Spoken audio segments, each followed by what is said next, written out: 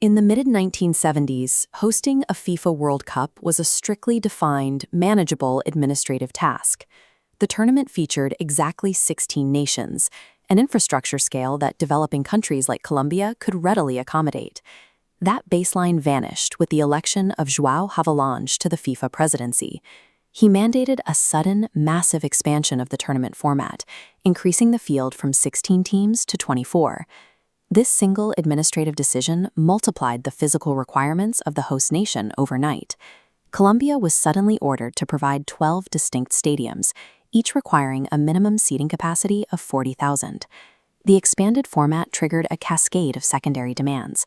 FIFA executives required a completely modernized railway network connecting the host cities, a dedicated fleet of vehicles for officials, and a cutting-edge communication tower in Bogotá. Colombia was battling a severe internal economic crisis. Funneling limited national resources toward massive, specialized athletic infrastructure directly conflicted with the country's urgent domestic priorities. Recognizing the mathematical impossibility of meeting these demands, President Belisario Betancur made an official declaration in late 1982.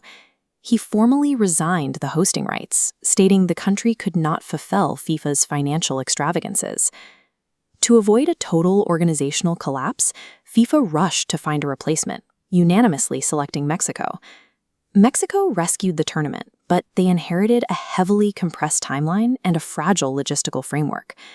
The logistical strain turned into an existential crisis exactly 8 months before the opening match. On September 19, 1985, a magnitude 8.0 earthquake struck the Pacific coast and sent severe seismic waves directly into the center of Mexico City. The physical collapse was catastrophic. Independent estimates recorded over 30,000 deaths, with hundreds of thousands of citizens instantly left without housing, electricity, or clean water. Maintaining the World Cup schedule created a sharp economic paradox. The Mexican government directed public funds towards securing stadiums and tourist infrastructure, while massive segments of its population lacked basic emergency services. The situation on the ground was so precarious that FIFA actively drafted emergency contingency plans to move the entire competition to West Germany. The resulting social fracture boiled over during the tournament's inauguration ceremony at the Estadio Azteca. A capacity crowd of 110,000 citizens actively jeered President Miguel de la Madrid, loudly rejecting the state's prioritization of the event. Yet, once the competition officially commenced, the dynamic shifted. The daily schedule of matches provided an exhausted, traumatized population with an immediate emotional release valve. Inside the insulated environment of these stadiums, the 1986 tournament exposed a critical evolution in how the sport itself was engineered. Traditional formations relying on pure, wide-playing wingers were obsolete.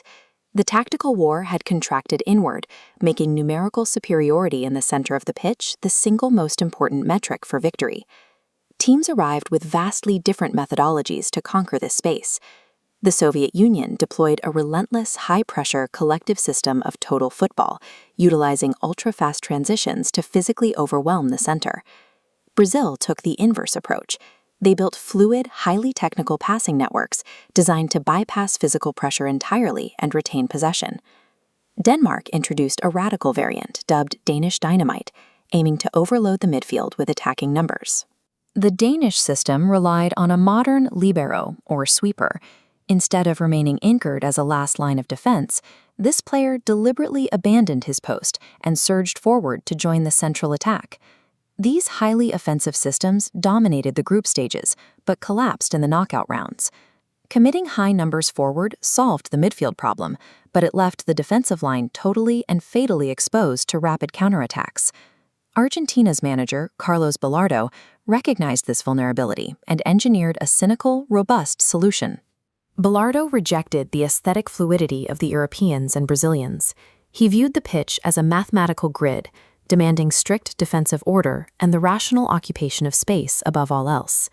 He built his foundation by stripping away the traditional four-man defensive line. Instead, he deployed 3 permanent center backs protecting the goal, pushing 2 carrileros wide onto the extreme flanks. During the offensive phase, the carrileros operated as wide outlets, stretching the opponent's shape, but during defense, they immediately retracted, aligning with the center backs to form a dense 5-man wall. The 352 was a highly specialized containment matrix. Bilardo designed it to guarantee defensive stability while supporting a single, highly unpredictable variable at the top of the pitch.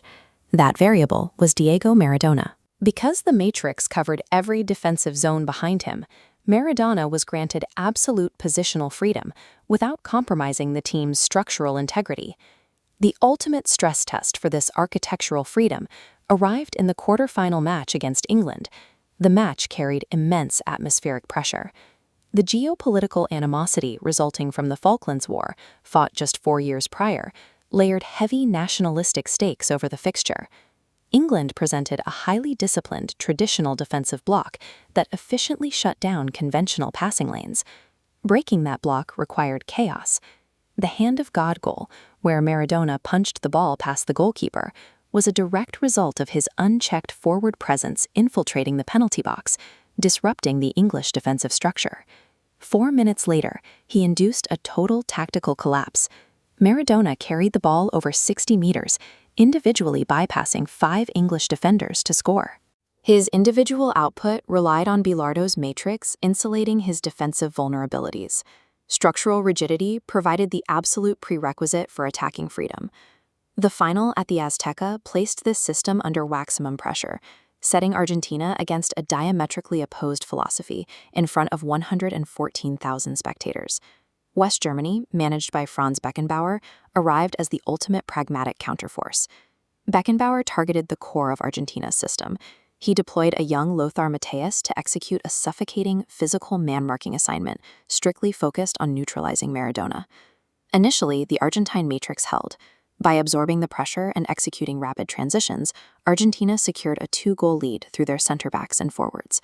West Germany bypassed open play, scoring 2 corners to equalize. The Argentine defense fractured under the pressure. But in the 84th minute, a heavily marked Maradona threaded a perfect pass to Jorge Bruchaga in empty space, securing the 3-2 victory. The final proved a definitive mechanical rule of the modern game.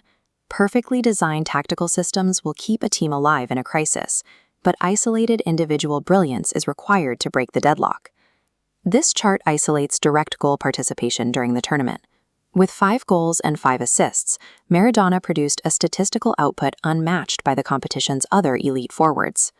The tournament also established lasting technological shifts, utilizing the first fully synthetic ball, specifically engineered to maintain its physics in Mexico's high altitude and variable climate. Culturally, the global broadcast exported local stadium behaviors to the world, permanently integrating the synchronized Mexican wave into international sporting events. For Argentina, the victory delivered a massive psychological payout. The success of the national team helped heal the lingering emotional scars of a recent military dictatorship and international conflict. In Mexico, successfully executing the event empowered the citizens. The shared organizational effort strengthened the civil society that had emerged from the rebel, leading to greater public participation in the years that followed. Mexico '86 stands as a definitive crucible for the sport. It proved that extreme logistical failure and catastrophic natural adversity can forge the highest tactical and individual achievements in history.